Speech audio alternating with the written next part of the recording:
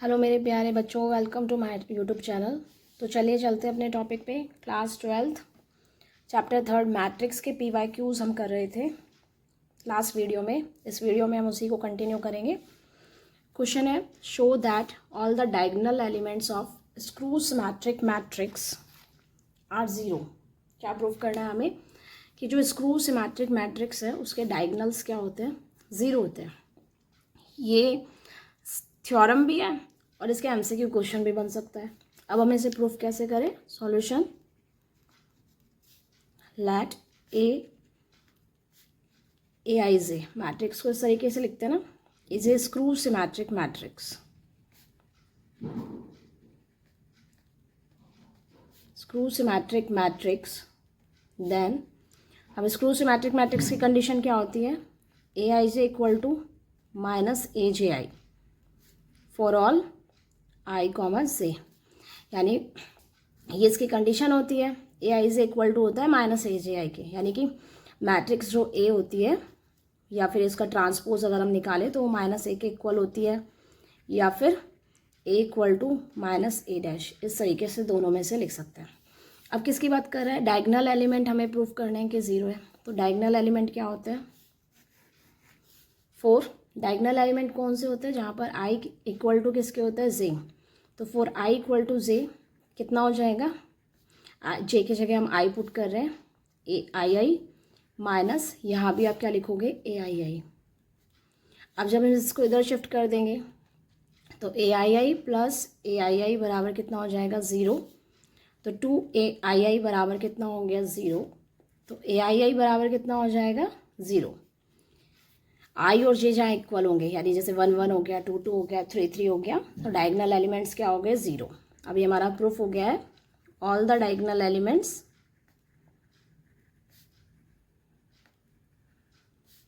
Of a skew symmetric matrix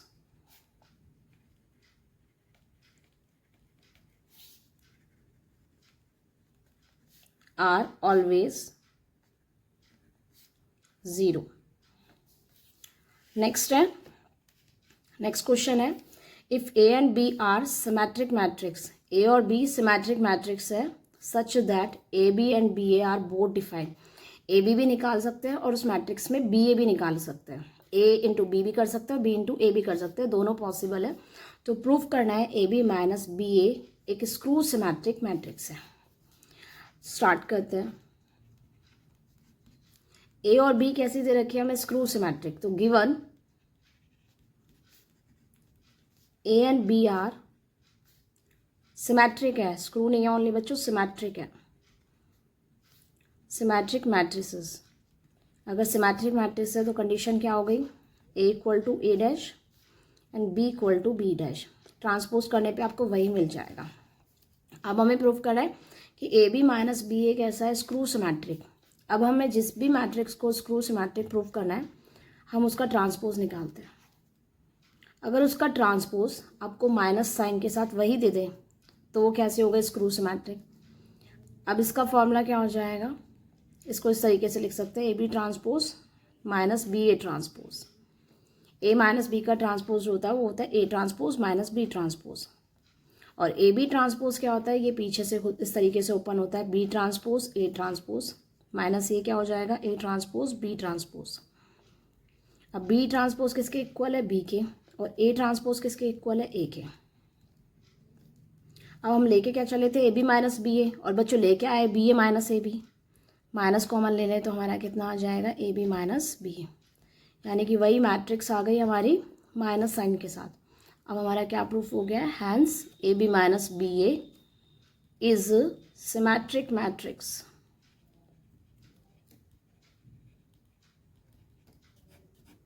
this is answer. Next question है, if A equal to matrix हमें given है 0 2 3 and -4 and K A equal to 0 3 A 2 B 2 24, then value of K A B. इसकी value हमें find करनी है। 4 option हमें given है, कैसे सॉल्व करेंगे? फर्स्ट हम लिखेंगे के ए फाइंड करते हैं। देखो के एक कॉन्स्टेंट वैल्यू है, मैट्रिक्स नहीं है। के और ए के प्लेस पे डालेंगे 0 2 3 -4, फिर इसके इक्वल टू में कितना हो जाएगा? 0 3 ए 2 बी एंड 24। इस स्टेप के बाद जब आप के को अंदर मल्टीप्लाई कर दोगे, के एलिमेंट है तो हर मैट्रिक्स के हर एलिमेंट से मल्टीप्लाई हो जाएगा। 0, 2k, 3k minus 4k equal to कितना आ जाएगा हमारा 0, 3a, 2b एंड 24। अब हम यहाँ से कंपैरिजन कर लें, देखो -4k है, -4k अगर हम 24 कंपैरिजन कर ले, -4k इक्वल टू कितना हो गया 24, देन k की वैल्यू कितनी आ जाएगी -6। k की वैल्यू हमारी कितनी आ जाएगी -6। अब जैसे 3k है, 3k को 2k, 2b के कंपैरिजन कर लेते हैं। 3k इक्वल टू कितना हो जाएगा 2b, k हमारा -6 आ गया तो -18 इक्वल टू कितना हो जाएगा 2b एंड b की वैल्यू कितनी आ जाएगी हमारी -9।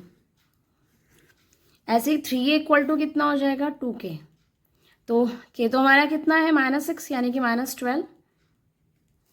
3a इक्वल टू 2k तो k की जगह हमने -6 पुट किया, -12 हो जाएगा। a की वैल्यू कितनी आ जाएगी -4। तो ऑप्शन कौन सा हो जाएगा बच्चों, देखो फर्स्ट पहले k फिर a फिर b, तो k -6 हो गया, a हमारा -4 है एंड b हमारा -9। Option B is correct answer. Next question है, a matrix A equal to 3/3 is defined by Aij। Element जो है वो किस तरीके से रिप्रेजेंट कर रहे हैं कि जब जब i की वैल्यू j से कम होगी तो 2i + 3j होगा, i इक्वल टू j होने पर 5 होगा एंड i की वैल्यू j से अगर ग्रेटर है देन 3i - 2j Aij की वैल्यू है एलिमेंट्स की। तो नंबर ऑफ एलिमेंट्स बताना है मैट्रिक्स में जो कि कितने से ज़्यादा है, 5 से ज़्यादा, मोर देन 5। जैसे 3/3 ऑर्डर की अगर हमें मैट्रिक्स बनानी है तो कैसे बनाएंगे बच्चों, A11, A12 and A13। Next row A21, A22, A23, A31, A32 and A33। ये 3/3 ऑर्डर की मैट्रिक्स हो गई। अब आपको यहाँ वैल्यूज पुट करनी है। जब i इक्वल टू 0 यानी कि 1 1 2 2 एंड 3 3, तब आपकी वैल्यू कितनी है 5, तो ये 5 यहाँ 5 और इधर आपका 5 हो जाएगा। अब जैसे 1 2 फाइंड करना है, 1 2 में हमारा i कैसा है स्मॉल, तो स्मॉल मतलब अगर मुझे 1 2 निकालना है तो कौन सा वाला लूँगी जिसमें i की वैल्यू कितनी है स्मॉल है j से, तो 2i + 3j। i की जगह 1 रखा तो 2 एंड j की जगह हमने 2 रिप्लेस किया तो 6 कितना हो जाएगा आपका 8। ऐसे हमें A13 निकालना है। सिमिलरली i कम है j से, वैल्यू कम है तो 2 + 9 11। A21 निकालेंगे then i is greater than j यानी कि ये वाली वैल्यू, तो 3 2 = 6 -2 j के प्लेस पे 1 पुट किया तो ये कितना हो जाएगा हमारा 4। A23 अगर हम निकालेंगे तो यहाँ पे भी, यहाँ पे i की वैल्यू क्या है छोटी है j से, तो ये वाली वैल्यू पुट करेंगे, 2 2 = 4 एंड 3 3 = 9 यानी कि 13। A31 अगर हम निकालेंगे तो i is greater than j यानी 3 3 = 9 -2 7। और जब A32 निकालेंगे तो same i is greater than j, it means 3 3 = 9 -4 it means 5। अब क्वेश्चन में क्या कह रहा है कि नंबर ऑफ एलिमेंट्स बताने मैट्रिक्स में जिनकी वैल्यू 5 से ज़्यादा है, तो 5 से ज़्यादा एक तो ये हो गया, एक ये है एंड 5 से ज़्यादा 13 है और 7, यानी कितने एलिमेंट्स आए हमारे 5 से ज़्यादा 4। आंसर हमारा क्या हो जाएगा 4।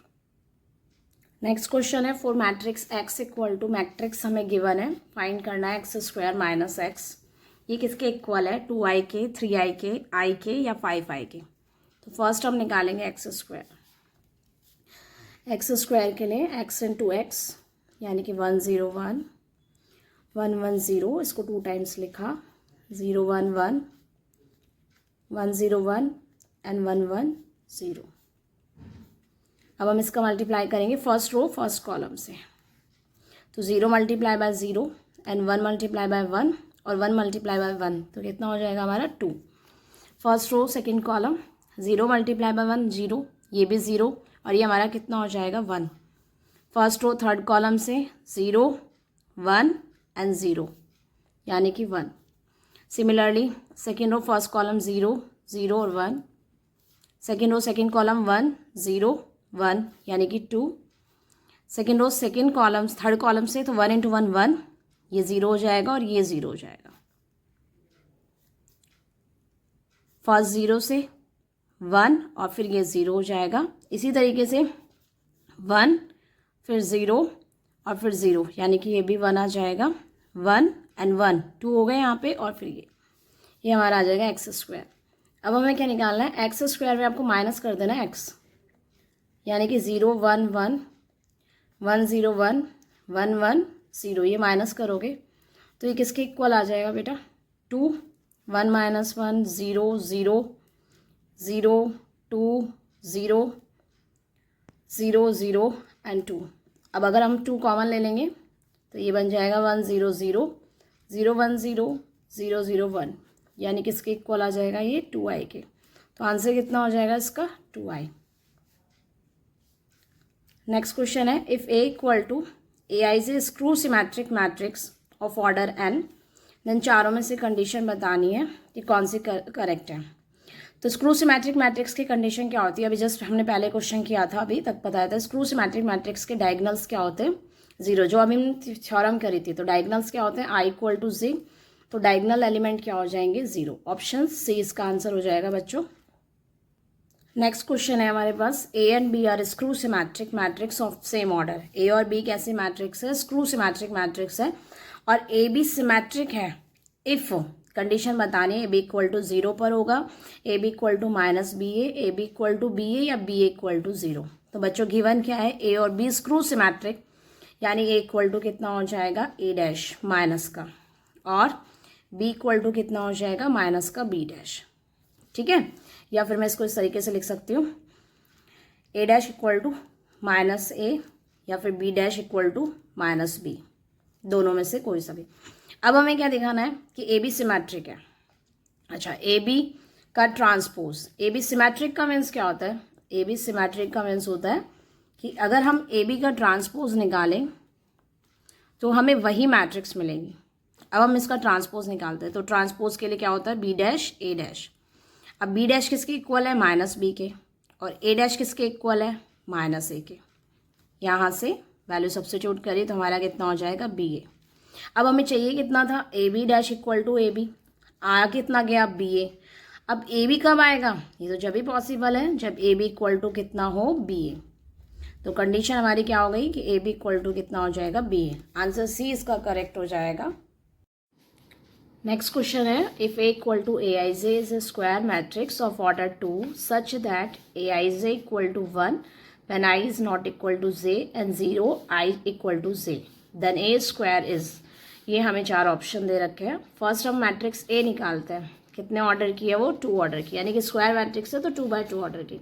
तो 2x2 ऑर्डर की मैट्रिक्स कैसी होती है, यहाँ A1 1 होगा, यहाँ A1 2 होगा, यहाँ A2 1 होगा, और यहाँ एलिमेंट कितना हो जाएगा, 2 2। फर्स्ट हम निकालते हैं ए, तो ए एलिमेंट जब i इक्वल टू 0 तो 0, यानी 1 1 और 2 2 की वैल्यू तो कितनी हो गई, 0। और जब i और j इक्वल ना हो, जैसे कि 1 2 और 2 1, यहाँ कितना आ जाएगा हमारा 1। ये हमारा हो गया a। ठीक है, अब मुझे ए स्क्वायर निकालना है, तो a को a से ही मल्टीप्लाई कर देंगे, और मल्टीप्लाई करेंगे तो कितना मिलेगा हमें, first row first column, 0 multiply by 0 0, plus 1 into 1 is 1, and 0 into 1 0, 1 into 0 is 0। फिर 1 into 0 second row first column, तो 1 into 0 0, 0 into 1 is 0। Second row है और सेकेंड कॉलम है, 1 इंटू 1 1, 0 इंटू 0 0, तो कितना हो जाएगा हमारा आंसर, 1 0 और 0 1। ऑप्शन कितना हो जाएगा हमारा, डी हमारा क्या आ जाएगा इसका आंसर, 1 0 0 1। नेक्स्ट क्वेश्चन है, if A equal to 1 0 2 1, B equal to X 0 1 1, then A equal to कितना है, B square, then X equal to, X की वैल्यू हमें बतानी है।